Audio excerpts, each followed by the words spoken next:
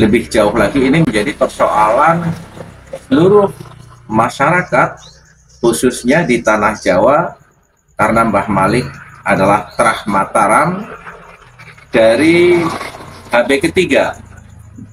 Bahkan sampai-sampai Bung Rhoma Irama pun mengundang secara spesifik salah satu dari Trah Mataram Yogyakarta untuk melakukan podcast. Siapa sebenarnya Trah Mataram itu? Kenapa kok banyak fenomena diba'alawikan?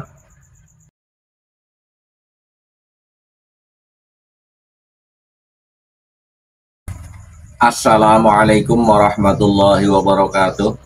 Saudara-saudaraku sebangsa dan setanah air, anil mar'i la tas'al in kunta ta'rifahu fas'al qarinahu. Di dalam unggahan kami ada komentar dari Asika. Muhson kok digugu, tabayun ke Habib Lutfi apa belum? Wong nggak jelas kabeh. Dipin saking fanatik dutanya sehingga tidak move on bahwa pada hari ini kita hidup di era digital dan perkembangan arus informatika yang sangat cepat sekali. Ada dua hal yang bisa menjadi pelajaran daripada kepekaan para mukibin, bahwa tingkat komunikasi hari ini tidak saja dengan fisik, face to face, tetapi bisa melalui penggunaan alat komunikasi berupa medsos salah satunya, sehingga tidak seperti zaman dulu ketika tabayun orang harus mendatangi secara face to face. Terlebih sosok Habib Lutfi sebagai figur publik juga harus bertanggung jawab juga secara publik atas apa yang dia lakukan.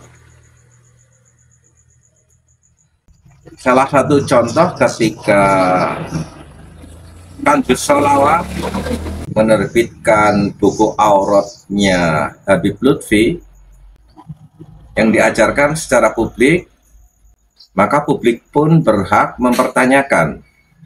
Salah satunya ketika Thariqat Syadziliyah milik Syekh Said Hasan Asyadzili diklaim sebagai Syadzaliyah Al-Uluwiyah.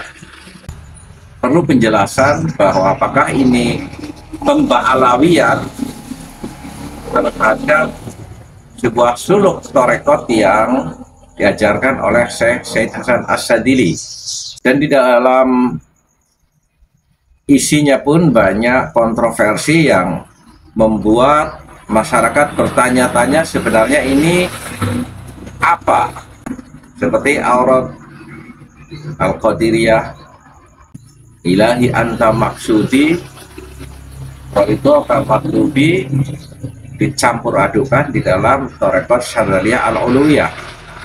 Dan yang lebih parah lagi, bagaimana di halaman kelima Al-Maghfurlah Mbah Malik bin Ilyas diba'alawikan dengan penulisan bin Yahya. Ini sebuah pelencengan sejarah yang berimplikasi bukan saja secara personal menjadi urgensi daripada Bani Ilyas atau Bani Malik, lebih jauh lagi ini menjadi persoalan seluruh masyarakat, khususnya di tanah Jawa, karena Mbah Malik adalah Trah Mataram dari HB ketiga. Bahkan sampai-sampai Bung Rhoma Irama pun mengundang secara spesifik salah satu dari Trah Mataram Yogyakarta untuk melakukan podcast. Siapa sebenarnya Trah Mataram itu? kenapa kok banyak fenomena diba'alawikan. Ini merupakan sebuah tabayun tersendiri di era modern. Dan Habib Lutfi juga perlu untuk menjelaskan secara publik, karena ini menjadi persoalan publik, bukan hanya persoalan pribadi. Dalam konteks mencari kebenaran, secara keilmuan ada teori investigasi. Jadi tidak hanya bertanya kepada seseorang yang bersangkutan, karena seseorang seperti di dalam komen tersebut, nggak genah kabeh, punya potensi berbohong siapapun kecuali Nabi Muhammad Shallallahu Alaihi Wasallam.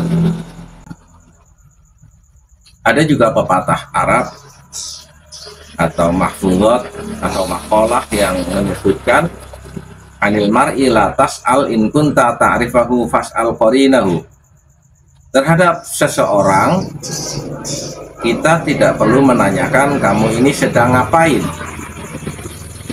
karena seseorang punya potensi berbohong, ngarang cerita, dobol istilah Banyumasannya, fas'al qarinahu, tapi perhatikanlah sahabatnya atau sesuatu yang melingkupi diri seseorang itu menjadi indikator bahwa Habib Lutfi itu berbohong atau tidak.